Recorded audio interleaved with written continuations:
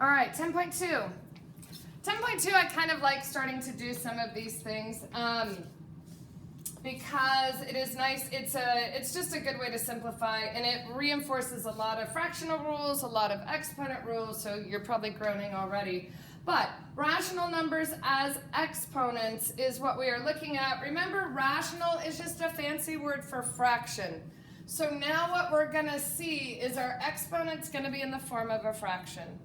So it seems confusing at first. Hopefully you'll get the swing of things before too long. So notice these things basically are saying the same exact thing because this is a 1 right here. So whatever the exponent is goes at the top of your fraction. So if this is a to the first power, there's a 1 right there. If this is a to the mth power, m goes on top. And so then whatever the root is the denominator of the fraction. The root is the denominator of the fraction. So here's how we can remember. If you are looking for a higher power in life, regardless of what religion you might happen to be, if any, oftentimes it would be the case that if we were seeking a higher power, we might look up, okay? We might throw our hands in the air, we might look up into the sky, and so the power is at the top.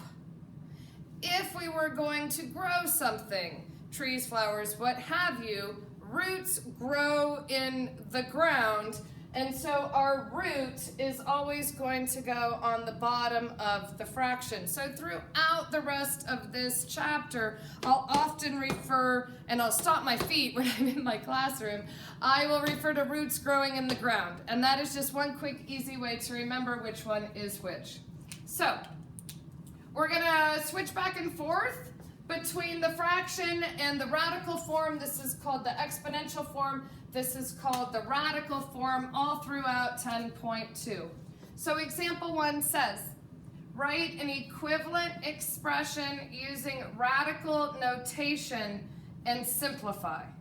So if this is 16 to the 1/2 power, I don't always have the greatest equation editors loaded on my laptop, so if these exponents look a little wonky, just bear with me here. But this translates to the square root. Okay, and again, that 2 is right there, but we don't typically write it. But if you write it just for your purposes, no big deal. And so the square root of 16 is what that translates to. So what is the square root of 16? The square root of 16 is 4. Here, we've already looked at -8 in 10.1. That's kind of my go-to number. And so if I have this to the 1/3 power, that is the same thing as the 3rd root or the cube root of -8. And so the answer there would be -2. And here, I have the square root of 25x to the 16th. So now I'm introducing variables as well. And so I have 25x to the 16th. Sorry, furniture here in my way. The square root of 25 is 5. And the square root of x to the 16th, we're going to divide this by 2. We have looked at that in the past, but it's been a little while. But you are going to divide. You might want to just make a little side note, and we revisit this throughout the chapter. Divide the exponent by the root. And this happens in more detail later, I promise. Okay, so 16 divided by 2 leaves us x to the 8th. All right. Example 2 says write an equivalent expression using exponential notation.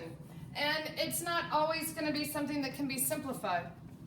So in this first one, I have the 5th root. I don't have any exponents there. So I'm going to go ahead and write everything in parentheses.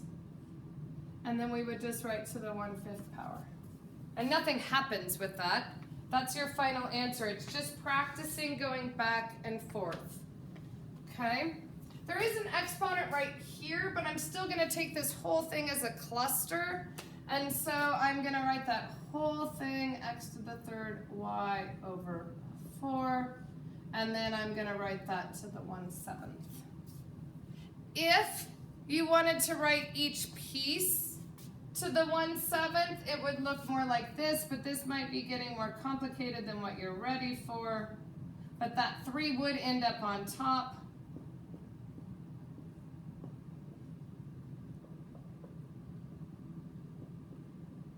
And so you could separate it in that way.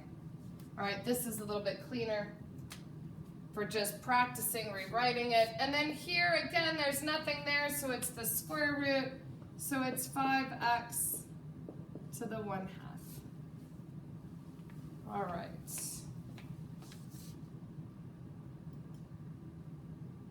So now we start reviewing our exponent rules, because now if we're going to rewrite these radicals as exponents, now we can use exponent rules on things that are basically radicals.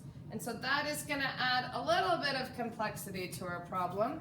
So I typed them all out for you. This goes back to chapter 4. It was our first chapter of our semester. And so if you're multiplying the bases, the exponents add. If you're taking an exponent to another exponent, they multiply. If you have a negative exponent, it flips down to the denominator and becomes positive.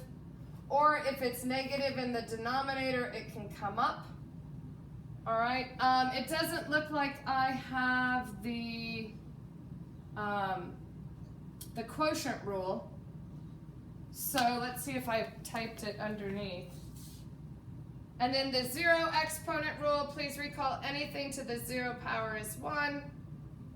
And if you want to add in someplace, I've never noticed this, the quotient rule, you can put that over there. But just to be thorough, the quotient rule says if you have the bases match and you have 1 to the m and 1 to the nth, then you can subtract them like so. Okay.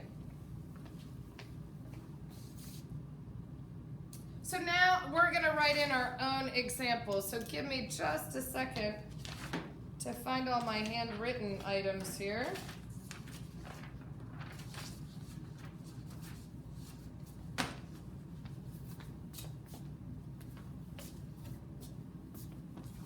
Simplify. Write all answers with positive exponents. Okay. So A looks like this, 9 to the negative 1/2. All right, so we have a negative exponent, so we're going to use that negative exponent rule. The rule tells us that we would drop this down into the denominator. So now I'm going to have 1 over 9. And then the only thing that changes is the exponent. So now instead of a negative 1/2, it changes to a positive 1/2. But what does that mean? What is 9 to the 1/2 power? Well, it means 1 over the square root of 9. And since the square root of 9 is 3, this translates to 1/3. B. B says 5xy to the minus 4/5. Okay. So again, we have a negative exponent. I throw this on here. I'm pretty sure I just copied these straight from the text in a lot of cases because again, 10(1) and 10(2), they just seem kind of tricky until you get the hang of it. So this one is a little bit less, as far as like there's nothing to simplify there. That's just your final answer. Okay, write all answers with positive exponents. You've got positive exponents there, so there's just not a lot else you can do with that one. All right, let's look at this one.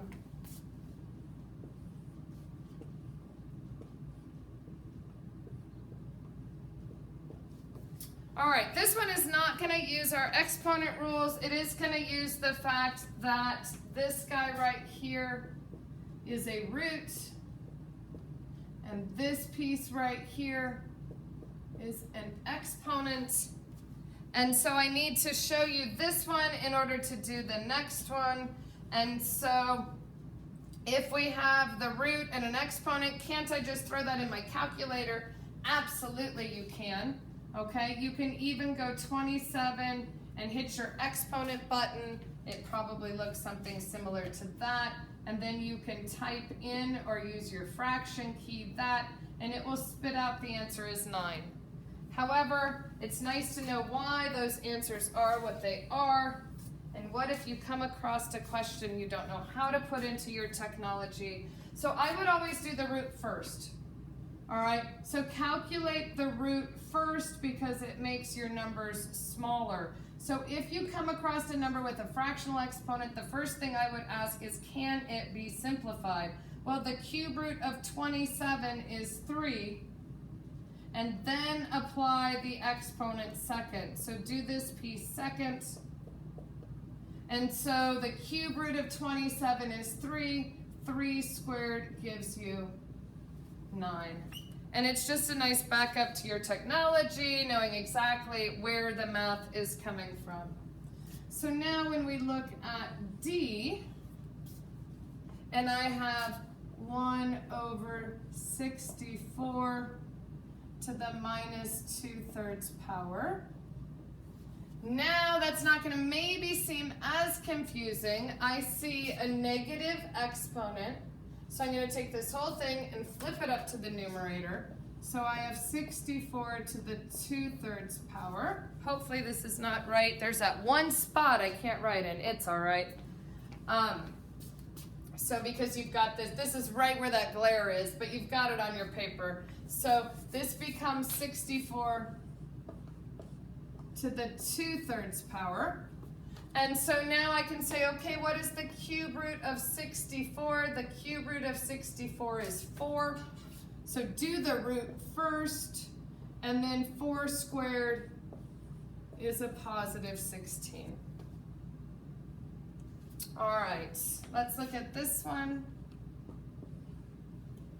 E says 27 to the minus 2/3 power, but then we're going to raise this to the 1/2 power.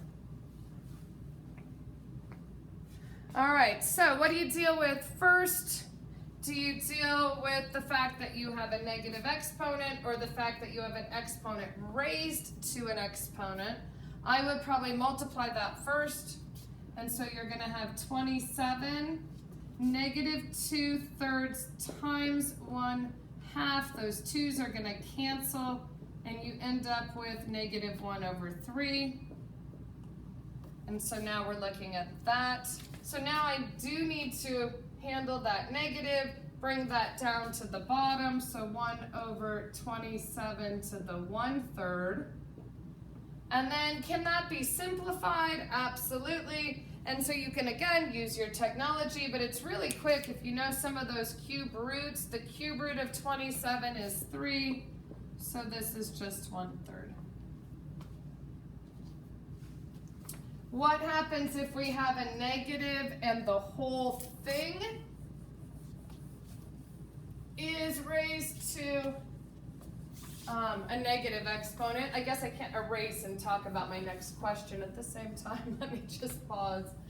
All right. I don't even know what letter we're on. W. How about F? Let's try that. So what if I have like 3R over, that's just a little nick in my whiteboard in my classroom. And then this is to the minus 5/2 power. Okay, so this one can be confusing. If we did this back in chapter 4, if you flip all of this upside down, It does not give you the reciprocal of the exponent. It simply has the impact of changing that sign. So the 7m goes to the top, the 3r goes to the bottom, and then this becomes a positive 5/2. And we did do that in chapter 4. You can go back and look, but this wasn't a fraction to boot. It was like maybe a -3 or a -4 or something. And now that's a fraction, and so do not switch. Do not the reciprocal. Not the reciprocal. Just the signs change.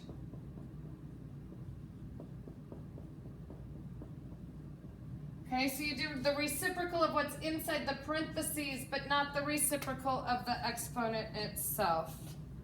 All right, last one in this section. What happens if you have maybe a negative in part of your expression and not all of it? And it says here, write all your answers with positive exponents. And so I would just bring this one down below, but that y to the 2/3 would stay the same, and the x to the 1/4 would go down. All right, those are all the ones I have in example 5. Example 6, it seems like this lesson just goes on forever, because there's just lots of different types of questions. As you get into the practice, again, you get used to it. It always seems strange to do new math at first. So example 6 talks, and it just says, use the law of exponents to simplify. So more of the same, basically. Nothing really radically different. So I don't have 12 of these. I have 4 to kind of just show you a variety. So let's do 3 to the 1/5 times 3 to the 3/5. All right, so think about what it would be if it wasn't. Sometimes having a number as a base can be confusing. So if these were x's, if this was something so easy like that, we would just add them. Okay, when the bases are the same, you're gonna add the exponents. Nothing has changed here, except for these are numbers, don't let that throw you, and these are fractions. Well, we just had an entire chapter about fractions. And so we're just going to add 1/5 plus 3/5. And since our denominators are the same, that's it. We don't even have to find a common denominator or do any of that mess. That is as simple as that can get. There is no 5th root of 3. That is a nice 5th root, so we don't have to worry about that in the slightest. All right, on B, let me check where the glare is. Yeah, I'm okay. On B, I'll move it down just a little. I will do a to the 1/4 over a to the 1/2. And so now this illustrates that quotient rule that I hand wrote that one up on your notes.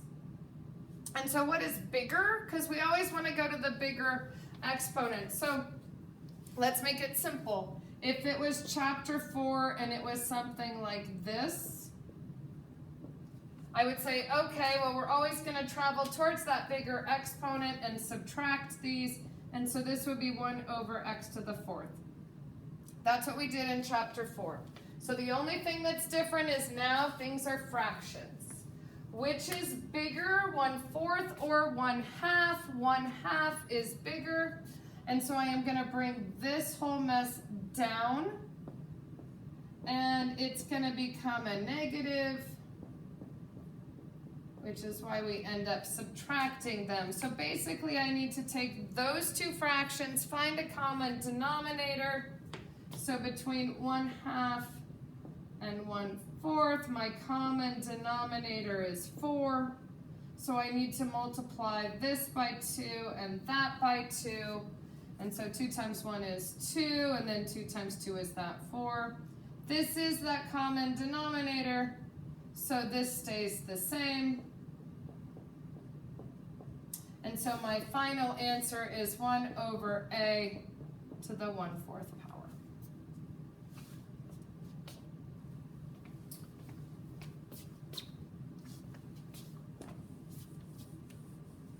For C, we've already done one of these, so you can pause the video and try it on your own if you'd like. It's funny what you notice when you're not teaching in front of a group of live people, because I just did one almost exactly like this and I've never noticed the repeat. So when you have an exponent taken to an exponent, once again, if you have something like this, you would multiply those. So the only difference here is that they're fractions. And so you need to multiply 2/3 times 3/4. So your 3's are going to cancel. You're going to get 2/4, which reduces down to 1/2. And so this is going to be 7 to the 1/2 power. If this base right here was a perfect square, you could even go one step further. So if my example was 36 to the 2/3 taken to the 3/4, and I got all the way to this point here, because everything else would have remained the same, the fraction would still be 1/2, then I could have even gone one step further and gone all the way down to 6. So you need to have a good understanding of some of those basic perfect cubes, perfect squares, so that you don't stop with an extra simplification step that could happen. How do you know? You just have that number sense, and you know when you can check it with your calculator. If you get some crazy decimal, you know it's not a perfect square, perfect cube, perfect whatever. All right, but you are expected to simplify until you cannot simplify anymore. All right, last one in this section. So a to the negative 1/3, b to the 2/5 taken to the 1/2 power. So we have an exponent raised to an exponent, so we're just going to multiply some fractions. So 1/3 times 1/2 is 1/6, and that negative is going to come with. And 2/5 times 1/2, that's going to cancel, so it's going to be b to the 1/5. But we don't want to leave our answer with a negative exponent, so we're going to rewrite that and just bring that a down and make that exponent positive. All right, last piece. Example 7 says use rational exponents to simplify. Do not use exponents that are fractions in the final answer. So to simplify radical expressions, we're going to convert it. We're going to use the laws of exponents, and then we're going to convert it back as needed. So it does seem a little tricky at first. Here we go. So let's say we have something that looks like this. And so because of what we know about fractional exponents and all the great exponent rules we can use, we can say, okay, well, if I convert this to exponential, I'm going to have 5x to the 3/6 power. Because the exponent goes, the power goes on the top, the root goes in the ground or on the denominator. And so 3/6 reduces down to 1/2, so this becomes 5x to the 1/2 power. And now when we convert it back, 1/2 is just simply the same thing as a square root.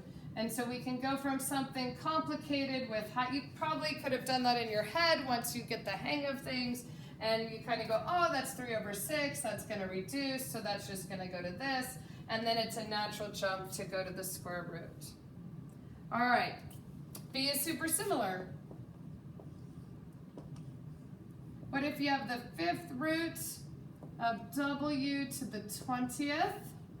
Well, if I change that to exponential, the power goes in the numerator, the root goes in the denominator. 20 over 5 is 4. And so there's nothing to convert back. It just says convert back as needed. And this would be an example of one that's not needed. C is probably similar, but written just slightly differently. We have the cube root of a b squared, and then that piece taken to the 12th. So what do you do if the 12 is way out here? Honestly, it doesn't change a thing, okay? The 12 can be out here or the 12 can be inside here. It doesn't really change any of the outcomes. So we have AB squared. The 12 is on the top and the 3 is on the bottom. And so the only thing that's different here is that it's written out here rather than underneath that radical. And so that just illustrates that. And once again, 12 over 3 reduces down to 4. So we have AB squared to the 4th, which I'm discovering based on some of the stuff that people gave me feedback on with chapter 6. If how you write your MyMathLab answers make a difference, you might have to go ahead and distribute that like that. Either way I would take, all right, in my class I would take either answer if we were doing everything on paper, but it's not a big step to do that. All right, the last one.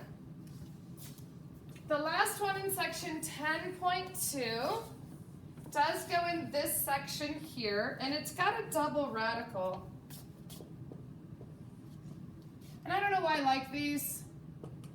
I usually have one like this on the test, maybe because I had to learn how to do it. I definitely remember learning how to do these as a student, so maybe I'm just passing that joy on to you. But here we go. We work from the inside out, and so there is no exponent right there, so I'm going to go ahead and put a 1 there just so you can see it. So we work from that inside out. So this outside radical stays there, and the inside radical, this piece right here, I'm going to rewrite as a fraction, so x to the 1/3.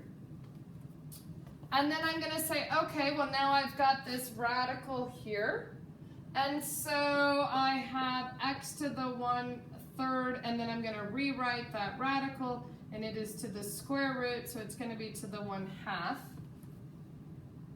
And then I'm going to actually simplify that. So 1/3 taken to the 1/2 power gives me x to the 1/6.